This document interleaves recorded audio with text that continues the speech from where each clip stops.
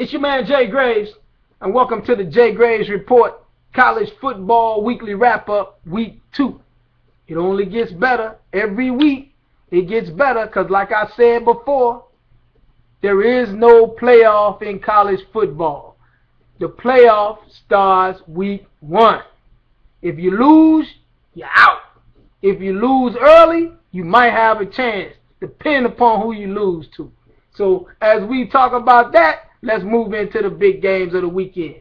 Earlier, in the preview last week, my big upset was Florida getting beat by Texas A&M in Kyle Field. Obviously, that didn't happen. But I tell you, Florida comes out of the ball game with a 2017 victory, but they had them on the ropes. Texas A&M had them on the ropes, bruh. Kyle Field was too much in the first half. But obviously, Florida was a much better team, got better athletes at this point, so they came out with a victory. Now, I will say this.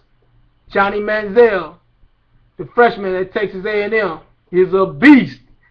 He came out, did it all. He was the Texas Player of the Year a year ago in high school.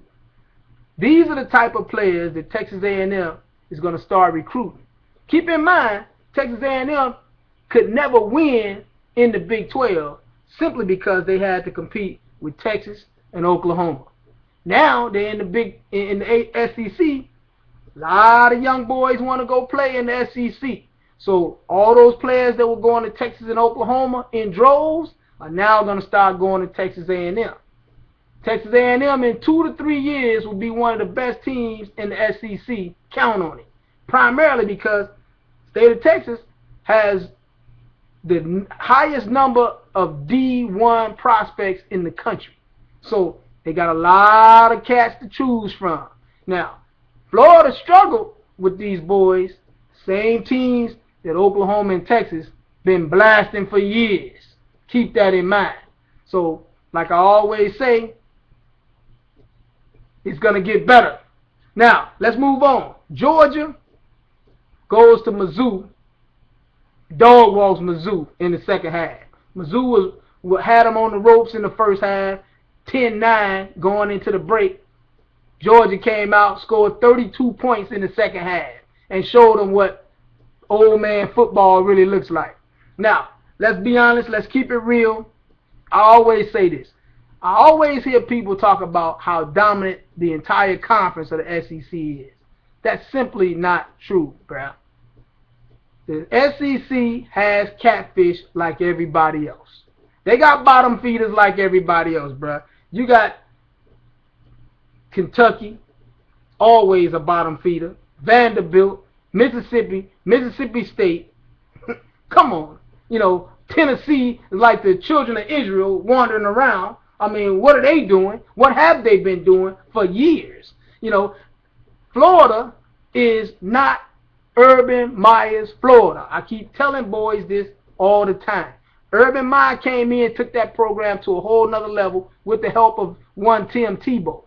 When the old ball coach was there, they won a national championship in '96. But they've been playing football in Florida for 100 years. So if you take the Urban Meyer years away, one national championship, that's not a powerhouse, bro. Let's be honest. Let's keep it real. Now, Auburn is just another program in the SEC. Outside of the Cam Newton year, what are we talking about, bro? What are we talking about? Gene Chizik is the same guy that got booed at the airport when they hired him because he was 5-7 at Iowa. Now, the dominant programs in that conference is LSU and Alabama. Quit riding the coattails of these boys and acting like the entire conference is major, because I did see Northwestern beat Vanderbilt over the weekend. Bottom feeder versus bottom feeder. The Big Ten beat the bottom feeder. Kentucky's no better than IU. So let's not talk about the SEC all the time. Now let's go get back into all the major games this weekend. We also had USC fly out to the East Coast and play Syracuse. Did very good. scored 42 points. A lot of boys hating on them because they didn't put up more points. But all you got to do is win the ball game. Alabama put up 35 against Western Kentucky. Just win the ball game. That's all you need to do. LSU played Washington at the crib, 41 points. But the story was not on the field. It was off the field because we had the Honey Badger in the stands with his girl, paying customer. Did he really pay for the ticket, bruh? Come on now. LSU is working the deal. Remember, the Honey Badger didn't get suspended by the NCAA. He got suspended by the university. So in that regard, the university has all the power to put him back on the field whenever they feel like it. The fact that he's back in school right now tells me they working the hustle behind the scenes, bruh. They're going to have the Honey Badger back on the field within the next 2 or 3 weeks. And I guarantee on November 3rd, the Honey Badger will be running up and down the field. Bank on it. Now, lastly, I just want to leave you with Savannah State and Florida State. Chief Osceola and Renegade strapped them boys to the back of the horse and drug them up and down the field. Now, this is the same Savannah State team that gave up 84 points against Oklahoma State a week ago. So, Mother Nature, at this point, after 3 quarters and 55 points later, Mother Nature just said, hey, look here, I've seen enough. We got to stop this foolishness. So the game was stopped because of weather, and I think that was the best thing for Savannah State.